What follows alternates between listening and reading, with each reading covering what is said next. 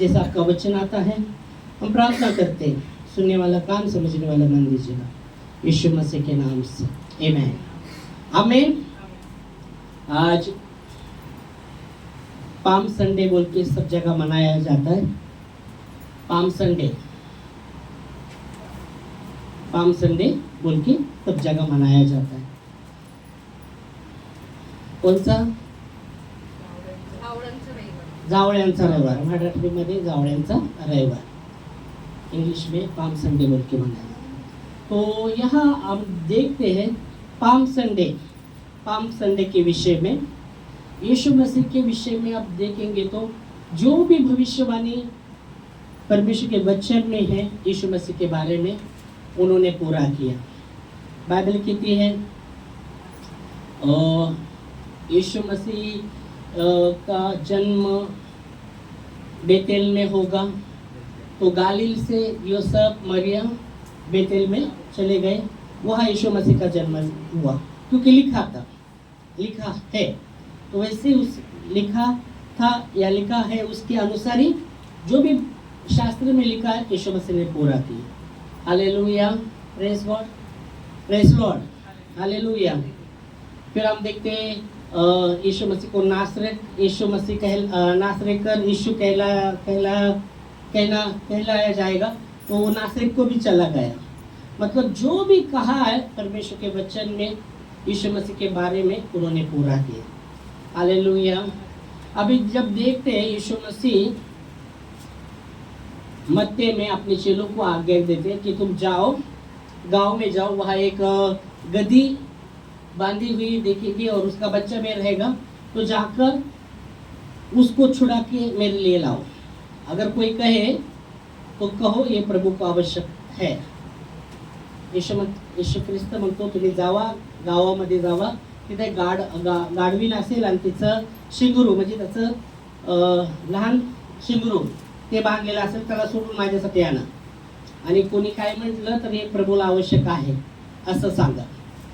मत्ती 21वां अध्याय और 1 से पढ़ेंगे तो आपको पता चलेगा। यीशु मसीह अपने चेलों को आज्ञा करते हम पढ़ेंगे। जब वे यरूशलेम के निकट पहुंचे और जैतून पहाड़ पर बैतफगे के पास आए, तो यीशु ने 2 चेलों से यह कहकर भेजा कि अपने सामने के गांव में जाओ, और वहां पहुंचते ही एक गधी बंधी हुई और उनके साथ बच्चा तुम्हें मिलेगा, उन्हें खोलकर मेरे पास ले आओ। यदि तुमसे कोई कुछ कहे तो कहो कि प्रभु को इनका प्रयोजन है। हाँ, प्रभु को इसका प्रयोजन है। तो यहाँ जब यीशु मसीह चेलों को आज्ञा देते कि पास के गांव में जाओ, वहाँ एक गधी बंधी हुई मिलेगी, उसका बच्चा भी रहेगा, वहाँ उनको छुड़ाकर मेरे लिए लाओ, और अगर कोई कहे तो कहो प्रभु को ये इसका प्रयोजन है, मतलब प्रभु को आवश्यकता है, प्रयोजन है। तो यहाँ जब यीशु मसीह कहते तो इसके पहले अगर आप देखेंगे जकरे की किताब 9:9 में वहाँ का गए, हे सिय्योन बहुत ही मगन हो, हे यरूशलेम जय जयकार कर, क्योंकि तेरा राजा तेरे पास आएगा, तेरा राजा तेरे पास आएगा, और वो राजा धर्मी और उद्धार पाया हुआ है, और वो गदी पर बैठकर, वो या सुगुरु पर बैठ पर आ रहा है।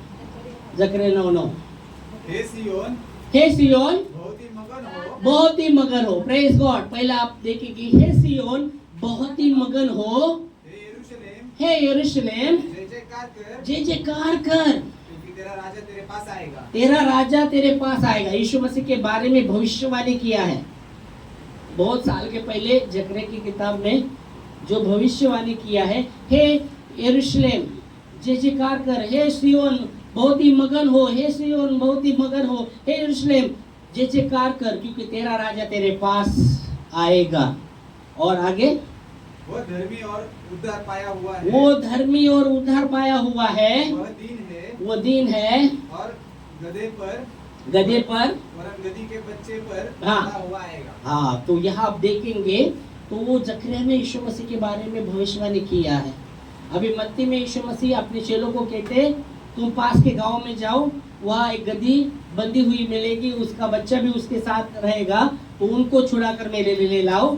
और कोई कहे तो कहना प्रभु को इसका प्रयोजन है। हालेलुया, परमेश्वर से इसको, प्रभु को इसकी आवश्यकता है। और क्यों ये हुआ कि जकरिया ने उसके विषय में भविष्यवाणी किया था, यीशु मसीह के बारे में भविष्यवाणी किया था। Hallelujah, praise God.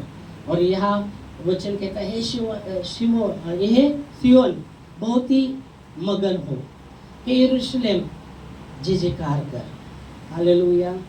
बाइबल कहती है यीशु मसीह के बारे में और भी भजन संहिता में भी भविष्यवाणी है।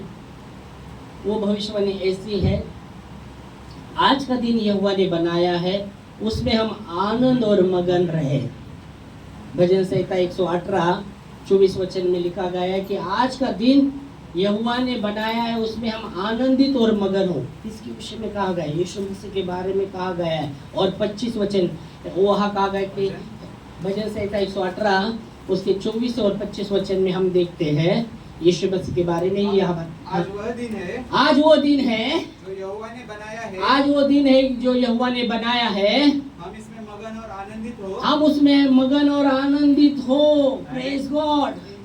और यहाँ भी हम देखते हैं, हे सियोन बहुत ही मगन हो, हे यरूशलेम जय जयकार कर, क्योंकि तेरा राजा तेरे पास आ रहा है। हालेलुया। वो धर्मी और उद्धार पाया हुआ है, वो मन का दिन है, इसलिए वो गधे पर या गधे के बच्चे पर बैठ कर आ रहा है। हालेलुया।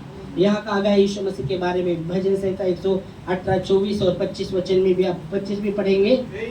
हे यहोवा बिनती सुन, उद्धार कर, हे यहोवा बिनती सुन, हे यहोवा बिनती सुन, सफलता दे। Praise God. या जब यीशु मसीह जब गधे पर बैठकर आ रहे थे, गधी पर बैठकर आ रहे थे, तो जो आप देखेंगे तो उनके सामने डालियां डाली जा रही थी, कपड़ा डाला जा रहा था। मालूम है क्या? उसका हुस्सना हुस्सना कह रहे थे सब लोग कि यही राजा है, यही राजा है। उनको लगता था कि ये रोमन सरकार से, रोमियो जो सरकार थी रोम, उससे हमको बचाएगा। पर यीशु मसीह ने कहा था मेरा राज्य इस संसार का राज्य नहीं, मेरा राज्य इस संसार का राज्य नहीं है। Praise God. हालेलुया। जब वो लोग हुस्सना हुस्सना कह रहे थे, उनको पता नहीं था क्या होने वाला है आगे, पर यीशु मसीह को सब बातों को पता था क्या होगा आगे, क्या होगा। बहुत बार आप देखेंगे तो यीशु मसीह ने कई बार कहा मेरा समय अभी आया नहीं है। यीशु मसीह ने कहा, मरियम को कहा मेरा समय अभी आया नहीं। ओके। और बाइबल कहती है उस समय लोग उसको पकड़ना चाह रहे थे, फिर भी पकड़ नहीं पाए, क्योंकि यीशु मसीह का समय आया नहीं था। Praise God. मतलब यह जब आप देखेंगे, हम देखेंगे वचन से। काना गांव में शादी में पहला चमत्कार यीशु मसीह ने किया, पानी का द्राक्ष रस किया। हाँ, काना गांव में शादी में द्राक्ष रस खत्म हुआ था। और क्या होता है, द्राक्ष रस खत्म हुआ, यीशु मसीह भी वो शादी में था, उसके चेले भी थे। और द्राक्ष रस खत्म होने के बाद क्या होता है, आपने पढ़ा है वचन? क्या होता है? नहीं, क्या होता है? द्राक्ष रस खत्म, हाँ, पाणी भरायला होता। यीशु मसीह लगेच म्हणतो, मरियम उसके पास आती है, मरियम उसके पास आती है, उसकी माँ उसके पास आती है, क्या कहती है? द्राक्ष रस खत्म हुआ है। उसमें यीशु मसीह कहते हैं, हाँ माँ द्राक्ष रस खत्म हुआ है, ऐसा बोलते हैं। चिंता क्यों करती है? चिंता क्यों करती है? वो बोलते है, वो क्या बोलते हैं, ये नारी तेरा मेरा क्या संबंध, माँ को कहता है, और मेरा समय पूरा नहीं हुआ, मेरा समय नहीं आया। पढ़ा है कि नहीं वचन तुमने? ऐसा बोलता है वो अपने, हाँ, वो बोलता है तेरा मेरा संबंध क्या, और फिर वो कहता है मेरा समय नहीं आया। तो उसकी माँ बोलती, और चेलों को बोलती, जो वो कहता है वैसा करो, वो जो कहता है वैसा करो। फिर चेले को यीशु मसीह आगे देते, पानी भर लो, समझे? Praise God. पानी भर लो।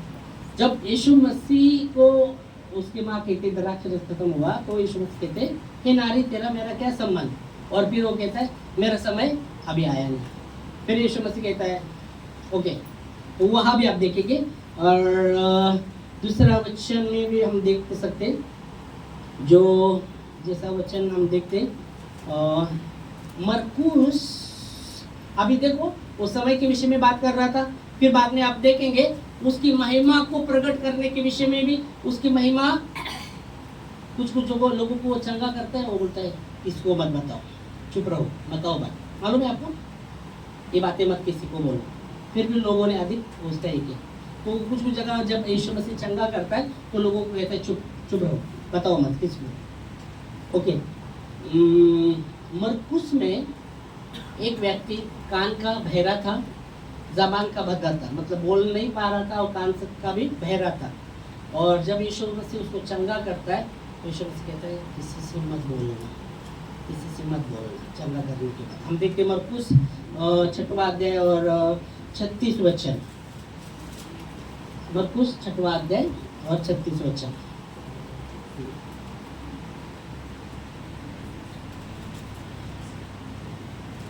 उन्हें विदा कर, 36 ना, हाँ, मरकुस 7वां अध्याय 36 वचन, 7वां अध्याय 56। तब उसने उन्हें चिताया कि किसी से न कहना, परंतु जितना उसने उन्हें चिताया उन्हें का उसको उन्हें का अनेक वचन है, एक वचन है, तब उसने उन्हें चिताया, बोलने चाहिए। ओके, और भी लोग रहेंगे फिर। ओके, हाँ, क्या चिताया कि किसी से न कहना, हाँ, किसी के किसी से नहीं कहना। वो व्यक्ति वहाँ वो व्यक्ति था, अगर आप 36 पढ़ रहे 34 से पढ़ेगा, और स्वर्ग की ओर उसके देखकर, ऊपर ऊपर और भी ऊपर जाएगा। 30 से पढ़ोगे, 30 ठीक है, हाँ, 30 से पढ़ो। 30 से, और उसने अपने घर आकर देखा कि लड़की खाट पर पड़ी है और दुष्ट आत्मा निकल गई है। हाँ, आगे। फिर वह सूर और सैदा के देशों से निकलकर हाँ, दिक पुलिस देश से होता हुआ गलील की झील पर पहुंचा। हाँ, बहुत और सारे लोगों ने हाँ। एक बहिरे और को जो हकला भी था, हाँ, बहिरा और हकला भी था। उसके पास लाकर, ओके, अभी यहाँ वो लोगों ने लाया था, इसलिए हाँ अनेक वचन आया है। ओके, फिर आगे। उससे विनती की हाँ, कि अपना हाथ उस पर रखे। हाँ, तब वह उसको भीड़ से अलग ले गया और अपनी उंगलियां उसके कानों में डाली और थूककर उसकी जीभ को छुआ, हाँ, और स्वर्ग की ओर देखकर आह भरी, और उसने कहा इत्पत अर्थात खुल जा, हाँ, और उसके कान खुल गए, हाँ, और उसकी जीभ की गांठ भी खुल गई, और वह साफ साफ बोलने लगा। तब उसने उन्हें चिताया कि किसी से न कहना, परंतु जितना उसने चिताया उतना ही वे और प्रचार करने लगे। ओके, तो यहाँ यीशु मसीह ने भी लोगों को जब चंगा किया तो बताया मत बताना, मत बताना। ओके, और दूसरे पार्ट में हम देखते वो कहता है मेरा समय अभी आया नहीं, मेरा समय अभी आया नहीं। और एक वचन देखेंगे, लोग यीशु मसीह को पकड़ना चाहते थे और वो पकड़ नहीं पाए, उसके विषय में भी आप देखेंगे तो लिखा है वचन में, यूहन्ना 7:30 में देखो क्या है, यूहन्ना 7:30 में।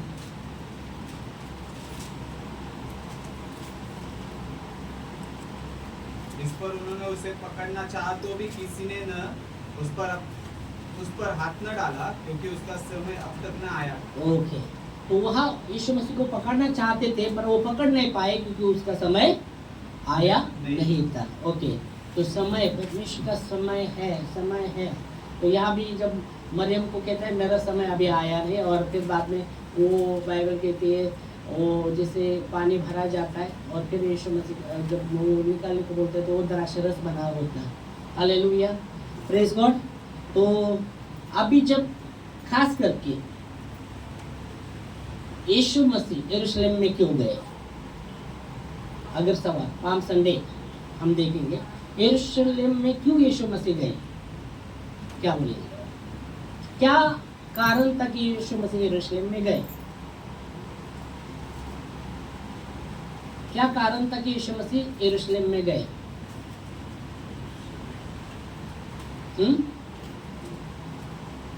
क्या कारण था? पाम संडे नहीं, सब संडे को हम पाम संडे हर साल पाम संडे बनाते। यरूशलेम में यीशु मसीह गए, ओके, यरूशलेम में गए, उसका ये और यहाँ आप देख सकते हो बहुत सारा हुसन्ना जैसे यरूशलेम में जब गए यीशु मसीह। ओके, यरूशलेम में क्यों गए यीशु मसीह? हाँ, यरूशलेम में क्यों गए यीशु मसीह? पता नहीं। यरूशलेम में इसलिए गए कि उनका समय अभी पूरा होने वाला था। यरूशलेम में क्यों गए यीशु मसीह? कि उनका समय निकट आया था। दूसरी बात, यरूशलेम में क्यों गए यीशु मसीह? जो पिता का जो उद्देश्य था, जो पर्पस मतलब जो उद्देश्य था वो पूरा करने के लिए। Hallelujah, praise God. Yeshu Masih अपने चेलों को कहते हैं, 12 चेलों को साथ अलग लेके कहते हैं, मनुष्य का पुत्र को पकड़ाया जाएगा, उसको मारा जाएगा, तीसरे दिन जी भी उठेगा। हम पढ़ेंगे यीशु मसीह मत्ती 20 के 17 से 19 वचन में हम देखते हैं। मत्ती 20 अध्याय। अभी यरूशलेम को जाने के पहले यीशु यरूशलेम को जाते हुए अभी देखो, यीशु मसीह यरूशलेम को जाते हुए 12 चेलों को एकांत में लेकर गया और क्या कहने लगे? बाद में उसने कहा, उनको कहने लगे, देखो हम यरूशलेम को जाते हैं। हाँ, देखो हम यरूशलेम को जाते हैं। क्यों जाते हैं? अभी आगे। मनुष्य का पुत्र प्रधान याजकों और शास्त्रियों के हाथ पकड़ाया जाएगा। क्योंकि मनुष्य का पुत्र प्रधान शास्त्री और याजकों के हाथ पकड़ा जाएगा और वे उसको घात के योग्य ठहराएंगे। उसको घात के योग्य ठहराएंगे और उसको अन्य जातियों के हाथ में सौंपेंगे। अन्य जातियों के हाथ में सौंपा जाएगा। वो थट्टों में उड़ाया जाए, उसको कोड़े मारे और क्रूस पर चढ़ाए और तीसरा दिन जिलाया जाए। यीशु मसीह ने यरूशलेम जाते हुए अपने चेलों को ये बातें कही। यरूशलेम को जाते हुए ये बातें यीशु मसीह ने कहा कि मनुष्य के पुत्र को पकड़ाया जाएगा, घात किया जाएगा, अन्य जाति के हाथ में सौंपा जाएगा, उसका थट्टा किया जाएगा, उसको कोड़े लगाए जाएंगे और क्रूस पर चढ़ाया जाएगा और तीसरे दिन फिर से जी उठेगा। आमीन। तो यीशु मसीह यरूशलेम में जाने का मतलब उसका मतलब क्यों वो जा रहे थे? कि परमेश्वर की इच्छा को पूरा करने, जो भी परमेश्वर का इच्छा था उनके जीवन में वो पूरा करने के लिए। उसको पता था, उनको पता था कि क्या मेरे परमेश्वर की इच्छा है मेरे लिए, वो पता था। और दूसरी बात, उनका समय अभी पूरा होने वाला था, उनका समय पूरा होने वाला था, इसलिए वो यरूशलेम जा रहे थे। Hallelujah, praise God, praise God. पहला पर्पस पाम संडे का मतलब हम देखते हैं। पहला पाम संडे का मतलब है कि यीशु मसीह पिता का जो भी इच्छा था वो पूरा करने के लिए यरूशलेम जा रहे थे। दूसरी बात, वो समय आ चुका था, जो हमने देखा वचन में बहुत जगह यीशु मसीह ने कहा मेरा समय आया नहीं, मेरा समय अभी आया नहीं। पर जब यरूशलेम में जा रहे थे उनको पता था कि मेरा समय अभी आया है, मेरा समय आया है, निकट आया है, इसलिए वो जा रहे थे। तीसरी बात, वो वचन में हम देखते यीशु मसीह ने कभी भी उसकी महिमा को प्रकट किया नहीं, बताया नहीं। जब एक व्यक्ति धनवान कहता है उत्तम गुरुजी, वो बोलता है उत्तम क्यों कहता है कि उत्तम है वो पिता। पर यहाँ आप देख सकते, तीसरी बात वो प्रकट करते मनुष्य के पुत्र को जिलाया जाएगा, तीसरे दिन जिलाया जाएगा, तीसरे दिन जी उठेगा। मतलब वो महिमा को प्रकट करते, उनकी महिमा को प्रकट करते। तीन बातें हम देखते यरूशलेम में, हम तीन बातें देखते। एक पहली बात,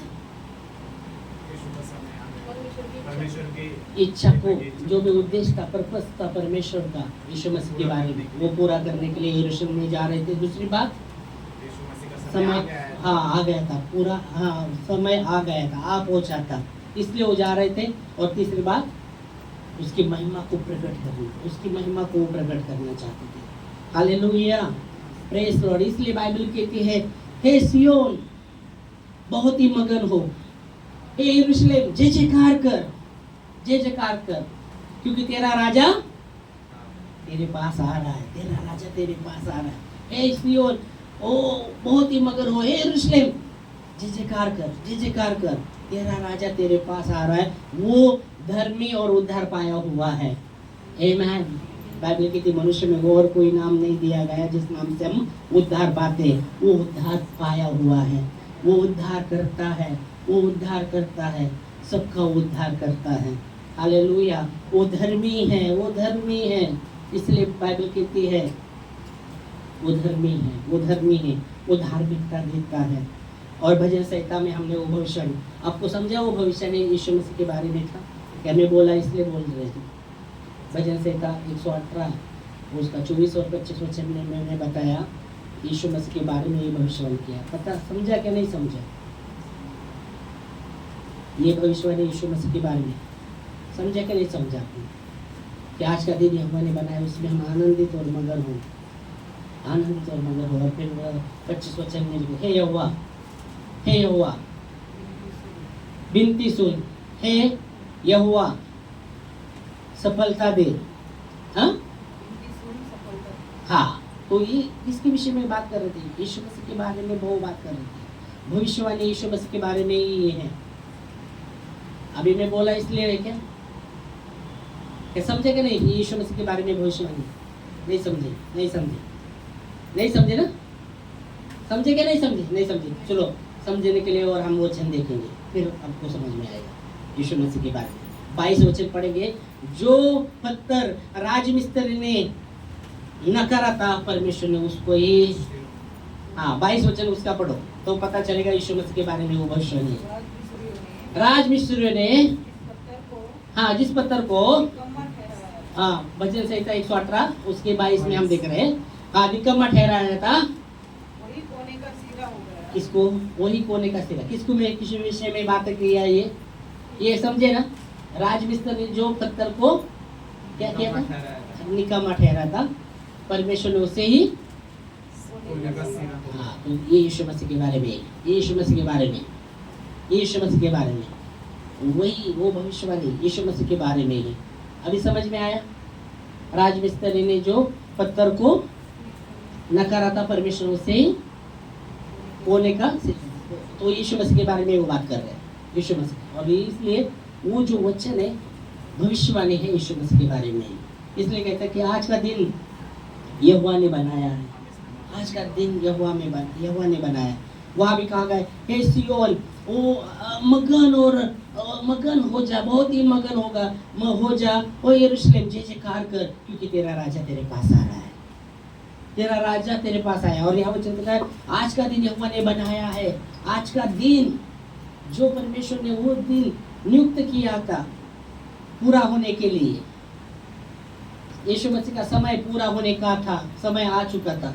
इसलिए वचन कहता है हे वचन कहता है आज का दिन यहोवा ने बनाया है, उसमें हम आनंदित और मगन हो। जब यीशु मसीह उस गद्दे पर जा रहे थे, सब लोग उसका जय जयकार कर रहे थे, होसन्ना होसन्ना करके डालियां डाल रहे थे, कपड़ा डाल रहे थे, मालूम है। और उसको वो जो कदम थे वो समय पूरा होने का समय था, उस समय वो कदम चल रहे थे। Hallelujah, praise God, praise God.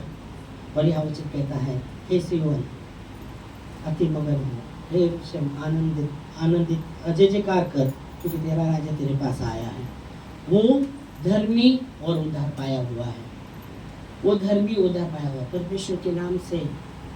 परमेश्वर यीशु मसीह के द्वारा ही उद्धार है और कोई नाम नहीं दिया। प्रेरित के काम 4:12 में लिखा गया है कि मनुष्य में और कोई नाम दिया नहीं गया जिस नाम से हम उद्धार पाते हैं। स्वर्ग के नीचे पृथ्वी पर और कोई नाम नहीं दिया जिस नाम से हम उद्धार पाते हैं। यीशु मसीह ही उद्धार देता है। यहाँ वचन कहता है वो उद्धार पाया हुआ है, जो उद्धार पाया हुआ है वही उद्धार दे सकता है।